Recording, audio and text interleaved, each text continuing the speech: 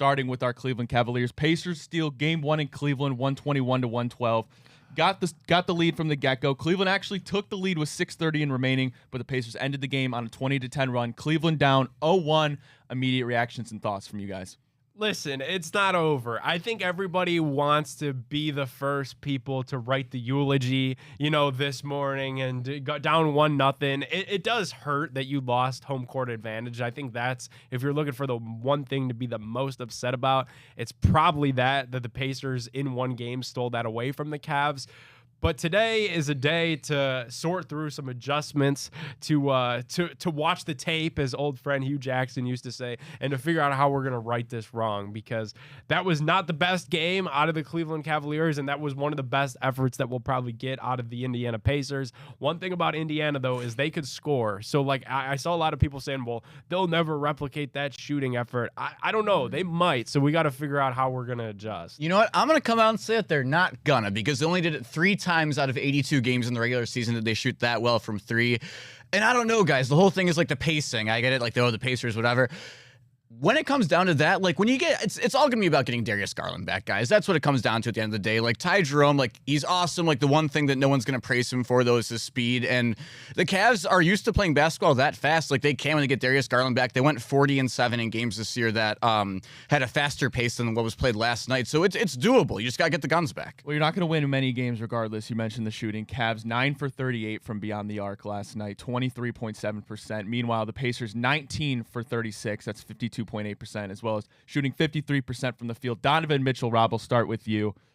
33 points, but 1 for 11 from beyond the arc, 13 for 30 shooting. What'd you see out of Donovan Mitchell? So, I still think he had a great game, but this is where we need Darius Garland back, and I'll get into why. Donovan Mitchell shooting 1 for 11 from 3, strictly by the end of the game, was a conditioning thing. Not that he's out of shape, he's in superb shape, but he had to carry the team all game, handling the ball, pressure. Indiana gets up on you, they guard you full court, and he's dealing with that burden almost alone all game. He's getting to the basket, he's taking contact, but by the end, it's hard to get your legs into those jump shots. In the fourth quarter, when you've been getting harassed all game and the team is on your back.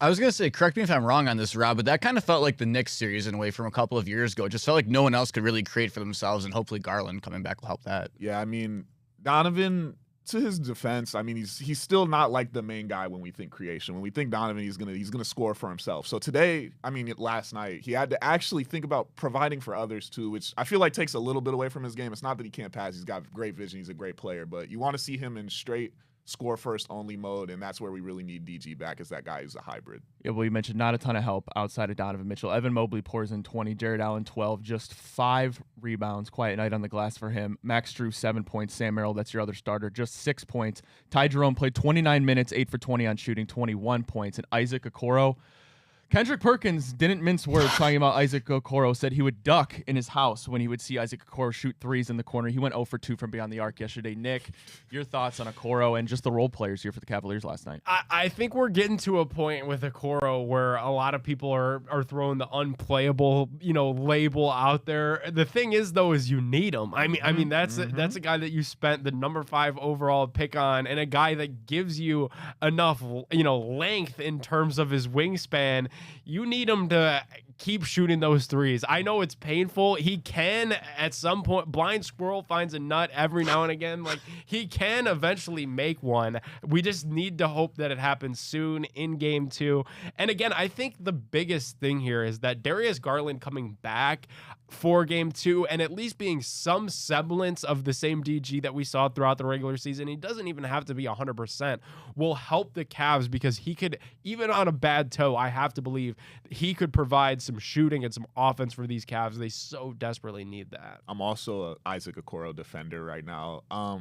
If you watch the game, you could, it's when you look at the stats, it's one thing, but if you're watching and you look at just how Tyrese Halliburton is working to score, there's only one person who's really making him put full effort in, turning him multiple times in the backcourt, and it's Isaac Okoro. So we're not going to be able to play him 20 minutes, obviously. There's playoff risers and there's playoff droppers. He's one of those droppers. His percentages drop when shooting. The lights get a little brighter. But he's going to play defense. He's going to hustle. He got a big offensive rebound in our run, too, as well. So, he's someone you got to keep on the court. But if we're gonna rely on him to hit threes, it's gonna be a rough series. But you can't take him off the floor. And I think him and Dean Wade are gonna be key pieces to actually winning the series because we're gonna have to start playing small, fellas. I also wanted to ask you guys, and again, don't want to panic button too much after game one or anything, but kind of one of the turning points in the game I thought was when the first time Donovan kind of went down with his ankle. And like, I know he stayed in the game and didn't like come out for it. Like he was wearing like the brace every time he wasn't on the court.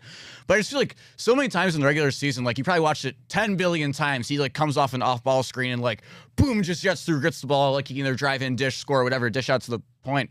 That didn't happen at all after. Like he almost seemed like he couldn't, like, I don't know, like not dominate the offense, but I think the ball was in Ty Jerome's hands way too much in the fourth quarter for my liking.